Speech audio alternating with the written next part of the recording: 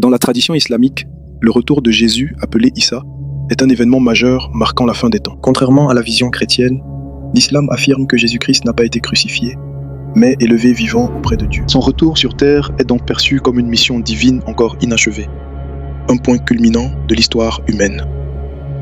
Selon les récits du Coran et les hadiths, Issa redescendra à une période où le monde sera plongé dans un chaos total. Ce sera une ère d'injustice criante, où les repères spirituels auront presque totalement disparu des cœurs. L'humanité fera alors face à sa plus grande épreuve, l'apparition du Dajjal, le faux Messie, figure de tromperie absolue. Ce séducteur illusionnera les masses par de faux miracles, détournant les hommes de la vérité et de la foi sincère.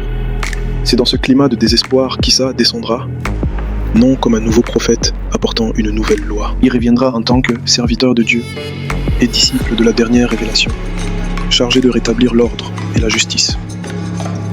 La tradition situe sa descente près de Damas, au niveau du minaret blanc, alors que l'aube commence à poindre. Vêtu de 2 pagnes saints, les mains posées sur les ailes de 2 anges, il descendra dans une atmosphère de solennité. Sa présence unifiera immédiatement les croyants, apportant un souffle d'espoir là où régnait la peur. Il rejoindra les rangs pour la prière, refusant de la diriger pour montrer son respect envers la communauté du dernier prophète. Sa mission primordiale sera d'affronter le Dajjal, dont l'influence s'effondrera dès qu'il apercevra le souffle pur d'Issa. En terrassant le faux Messie, Issa mettra fin à la fitna, cette période de trouble extrême qui menaçait l'âme humaine. Après cette victoire historique, une ère de paix sans précédent s'installera sur toute la surface de la Terre. Les textes prophétiques évoquent un monde radicalement transformé, où la haine et la rancœur seront arrachées des cœurs. Les conflits armés cesseront, les épées seront transformées en outils agricoles, et l'injustice ne sera plus qu'un souvenir. La prospérité sera telle que les richesses perdront de leur attrait,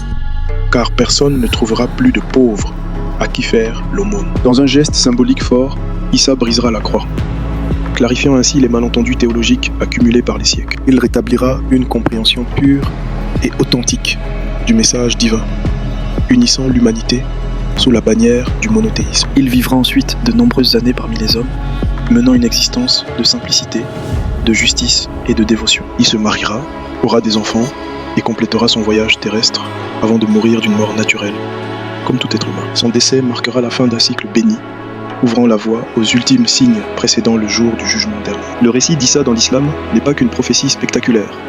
C'est un rappel constant de la victoire finale de la vérité. C'est un retour à l'équilibre voulu par le Créateur.